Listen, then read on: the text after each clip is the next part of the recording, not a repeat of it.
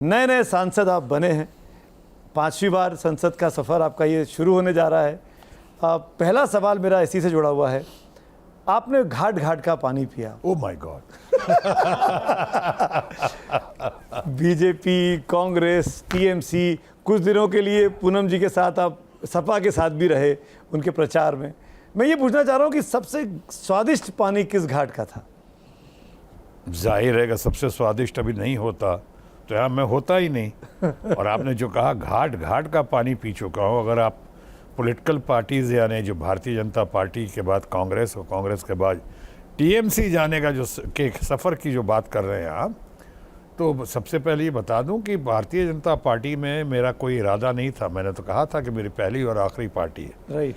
लेकिन जब मुझे लगा कि अब इस पार्टी में लोकशाही ख़त्म हो रही है और तानाशाही उभर कर आ रही है, तो बहुत दिन देखने के बाद उन्होंने हमें निकाला नहीं, हमने स्वेच्छा से जनता के इश्यूज़ पे, यानी जैसे नोटबंदी का मामला हो, जो मुझे लगा देश के लिए, समाज के लिए, युवा पीढ़ी के लिए, महिलाओं के लिए, किसानों के लिए, डेली रोज़गार करने वालों के लिए बहुत ही घातक था, हमें लगा। उसके बाद कॉम्प्लिकेटेड जीएसटी आया और बहुत सारी बातें आईं जिसके बारे में मैं खुलकर बोलने लगा, इसलिए कि जनता का प्रतिनिधि हूँ, जनता के द्वारा चुना गया हूँ और जनता के प्रति मेरी जिम्मेदारी रही है। और मेरा हमेशा से ये मानना रहा है, और आप लोग तमाम लोगों का, कि व्यक्ति से बड़ा पार्टी होता है, पार्टी से बड़ा ये देश होता है, देश से बड़ा कुछ नहीं। तो मैंने देश हित में बातें की, तो अंतोगत्वा मैंने स्वेच्छा से पार्टी छोड़ी, वो भी 27-28 साल के बाद। उसके बाद दूसरे दौर में गया मैं, जो मुझे लगा सबसे बढ़िया देश के लिए जो राष्ट्रीय पार्टी है, जो महात्मा गांधी से लेके नेताजी सुभाष चंद्र बोस से लेके लाल बहादुर शास्त्री, जवाहरलाल नेहरू से लेके राहुल गांधी, राजीव गांधी, यानी तमाम बड़े बड़े अच्छे अच्छे लोगों की, मार्गदर्शकों की, देश की आज़ादी में जिनका सबसे बड़ा योगदान रहा है, ऐसे लोगों की पार्टी है। तो वहाँ गया, उसलिए गया था वहाँ पे कि उस वक्त मैंने कह दिया था सुमित जी कि लोकेशन कुछ भी हो, सिचुएशन कुछ भी हो, लोकेशन वही होगा। हमें इमीडिएटली एक फ़ैसला करना था। मैं वहाँ पे गया और वहाँ पे चुनाव लड़ा वहाँ से। हालांकि इसके पहले मैं देश में सबसे ज़्यादा सर्वाधिक वोट शेयर मतों से जीतने वाला व्यक्ति मैं ही था। बिहार में हमेशा रिकॉर्ड मतों से जीतता रहा। इस बार कुछ खेला हुआ या खेल तमाशा हुआ कि जैसा हुआ, हारा या हरवाया गया, या ईवीएम मशीन का बातों को करने को फ़ायदा नहीं। बहरहाल वहाँ से हारा या हराया गया। उसके बाद मेरे अंदर बेचैनी थी कि ये साथ मेरे साथ ज़्यादती हुई, और भी कुछ लोगों के साथ हुई, जिस ईवीएम मशीन का जिक्र किया हमने। तो अंतोगत्वा मुझे जब यहाँ से ऑफ़र आया और देश की सर्वाधिक लोकप्रिय नेता, डाउन टू अर्थ, सिंपल लेकिन टाइग्रेस, और सबसे बढ़िया, जो मैं समझता हूँ जयप्रकाश नारायण जी के बाद अगर मैं या यशवंत सिन्हा जी भी जिस नेता को सबसे ज़्यादा मानते रहे और जिसकी सबसे ज़्यादा कदर करते रहे, सिंप्लिसिटी के मामले में, विजन के मामले में और स्ट्रगल के मामले में, ट्रायड, टेस्टेड और सक्सेसफुल होने के मामले में, ऐसी ममता जी का जब खुद ऑफ़र आया मुझको, और लोगों के कहने पे भी, और उनका खुद ऑफ़र आया, तो मैं वहाँ गया, राष्ट्रहित में गया। मैं सिर्फ इसलिए नहीं गया कि एक चुनाव जीत के मैं आ जाऊँ लोकसभा में। आपने खुद ही कहा कि 5 बार संसद, तो 4 बार तो पहले रह चुका हूँ, 2 बार देश में कैबिनेट मिनिस्टर रह चुका हूँ। तो इसलिए यहाँ पे गया कि ताकि मैं समाज के प्रति, बंगाल के प्रति, बंगाल की समस्याओं के प्रति, आसनसोल के प्रति, और सबसे ज़्यादा पूरे देश के प्रति मैं कुछ कंट्रीब्यूट कर सकूं उन लोगों के साथ जो निस्वार्थ भाव से काम कर रहे हैं, जैसे ममता जी हैं, ममता जी के लोग हैं, तृणमूल कांग्रेस के लोग हैं। इसलिए वहाँ गया। तो ये यात्रा वहाँ से यहाँ आई है अभी। और अब मैं कह सकता हूँ कि यात्रा के बाद मैं कह सकता हूँ, ख़ासकर टीएमसी आने के बाद, कि 10 फार नो फर्दर, या दिस फार नो फर्दर।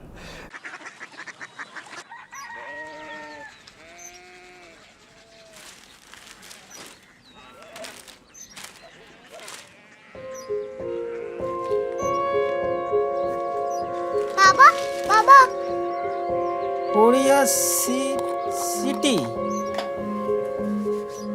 জানি না।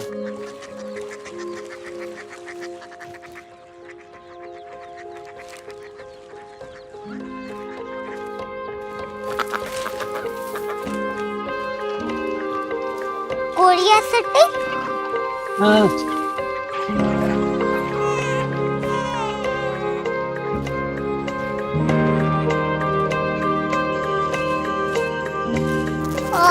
कोरिया सिटी कहाँ पे है? शहर अंग्रेजी लगे हैं।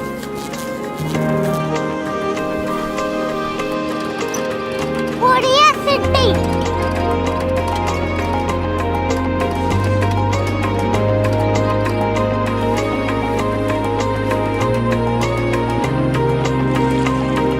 वो बहुत दूर है।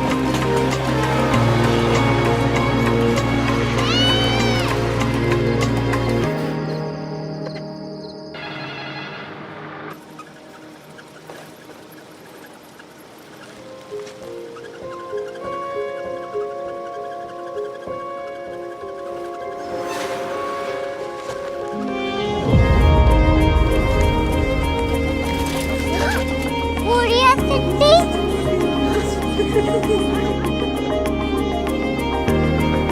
दुनिया को बोलना नहीं, कुछ लोग बड़े होते हैं। कोरिया सिटी कहाँ है? प्रोफेसर साहब को पता होगा।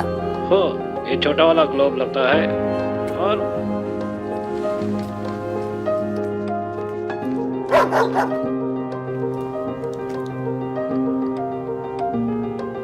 पता नहीं, मेरी बेटी से जाके मिल लो, शायद उसे मालूम हो।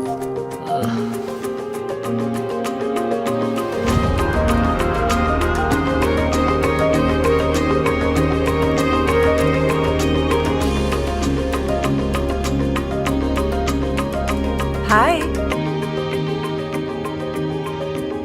बाबा ने भेजा है। Come here. Korea city. Korea city नहीं, क्यूरियोसिटी। वो क्या? That's what brought you here. जो तुम्हें यहाँ तक ले आया। क्यूरियोसिटी।